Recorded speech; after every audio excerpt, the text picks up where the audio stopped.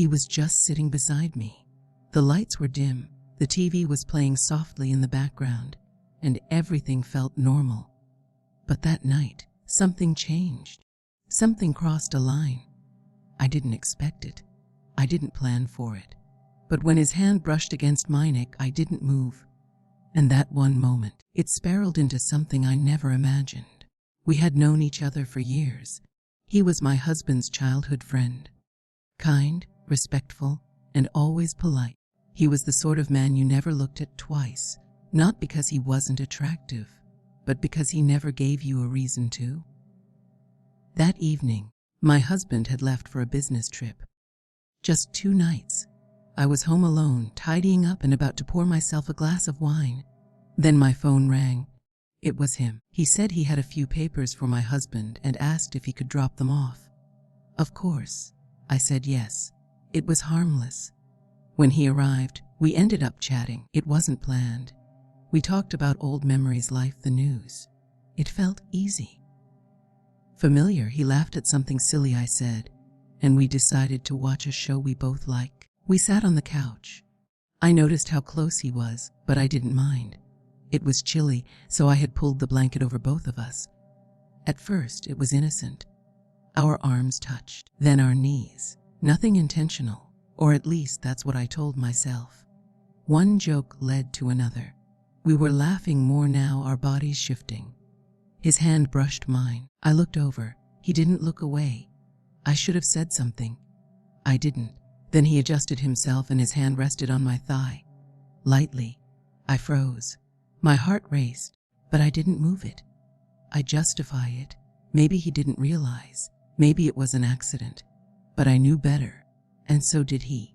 I tried to focus on the screen, but I couldn't. My pulse was in my ears. The silence between us became heavy. He didn't speak, and neither did I. Then slowly, intentionally, his hand moved. Higher. I still didn't say a word. My mind was screaming, but my body betrayed me. I stayed still. He turned to me. There was no smile, no charm, just a raw, honest look. It wasn't lust. It was longing. He leaned in slightly. I could feel his breath. His lips brushed my cheek, and yet I didn't pull away. What was I doing? Time stopped for a second, and then reality hit. I stood up quickly.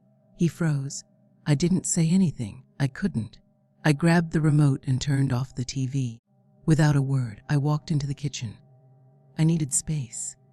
I needed to think. I poured another glass of wine with shaking hands. I could feel his eyes on me from the living room. When I returned, he had already stood up, grabbing his coat. He looked at me. We exchanged no words. Only guilt. He left, quietly. And I sat there, wondering what just happened. Not because I didn't know, but because I had let it happen. I didn't tell my husband. I couldn't. Days passed like normal. He came back from his trip, kissed me, and asked how things were. I smiled and said, fine. But inside, I wasn't fine. I felt hollow. I kept playing that night in my head over and over. Not the touch, but my silence. My passiveness. The part of me that didn't stop it. What does that make me? I wanted to believe I was still loyal. Still good. But guilt has a way of curling inside your soul, reminding you of every choice you didn't make. The next few days passed in a blur. He didn't respond to my message. Not even a single dot to show he was typing. It was like we both threw our guilt into a black hole and then turned our backs to it. But guilt doesn't just disappear. It lingers. It lingers when your husband kisses you goodbye and you flinch just a little too late. It lingers when you fold laundry and catch yourself staring off, thinking about hands that weren't his. It lingers when you can't look in the mirror without wondering who exactly you are anymore. I started seeing shadows in places they didn't belong. Moments replayed like echoes I couldn't silence. My mind became loud, even when the house was still. Then Thursday came.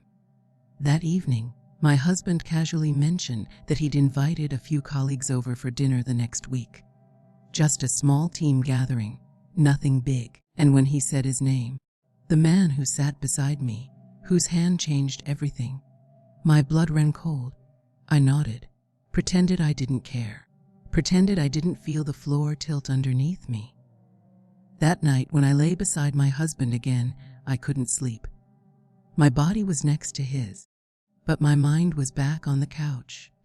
That one night, that one slip, that one choice I didn't make. And that one sentence I shouldn't have sent. I didn't stop you. God, what had I done? The next day, I made a decision. Not because I was brave. Not because I had clarity. But because I couldn't carry this weight anymore. I needed to know what that night meant to him. I texted him, I need to talk. Before dinner next week, please. The message was marked red. Within seconds. An hour later, he replied, okay. Tomorrow, 6 p.m. Your call. My stomach twisted. When the time came, I paced the living room. I had makeup on, but not too much. I changed my outfit twice. Not because I wanted to impress him, but because I didn't know who I was dressing for anymore. When I finally hit call, his voice came through like a memory I hadn't asked for. Neither of us said hello. I just started. I can't stop thinking about that night. He was quiet. I don't know why I didn't move, I said. I don't know if I wanted to. Or if I just wanted something, anything that felt different. Still no response. And I don't know what you thought it meant, but I need you to know I didn't want this. I didn't want to carry this. He finally spoke. His voice was low, regretful. I know. I shouldn't have done it. I wasn't thinking. I felt something that night, and when you didn't stop me, I thought maybe. I cut him off. I know what you thought. And I get it, but nothing can happen. Nothing else can happen. That night already happened. It's enough. I'm sorry, he said again. Don't come to the dinner, I whispered. Please. He paused, then said, okay. And just like that, the call ended. No closure, no clean exit, just a shaky breath and a screen that went dark. But even with that, even with the truth laid bare between us, I still couldn't tell my husband, because sometimes betrayal doesn't happen in bedsheets or hotel rooms. Sometimes it happens in seconds, in silences, in not moving. The days after that phone call felt different, not cleaner, not easier. Just quieter. I thought asking him not to come would give me peace, but instead it gave me space, and in that space my guilt had room to grow. I watched my husband like a stranger. Every time he smiled, it stabbed. Every time he laughed, I wondered how he'd look if he knew. I wondered what he'd say if I told him, but I couldn't tell him. Not because I didn't want to be honest, but because I knew it would destroy something that didn't deserve to be broken, even if I had already cracked it. Then, one night, something happened. We were at a friend's barbecue. Laughter, music, harmless conversations. Everyone was drinking, the kids were running wild, and I was just sitting there, swirling my glass of wine. Then I saw him. He showed up. He wasn't supposed to, but there he was. Chatting, smiling, shaking hands like nothing had happened, like we didn't share something unspoken, something unfinished. His eyes met mine across the patio, and just like that, everything came back. The couch, the silence, the hand. I looked away quickly. My husband came over with a plate of grilled food, sat beside me, and leaned in to kiss my cheek. I flinched. It was small, barely noticeable, but he noticed. He pulled back, narrowed his eyes, and asked, "You okay?" I nodded too quickly. "Yeah, just tired." He didn't push, but I saw it.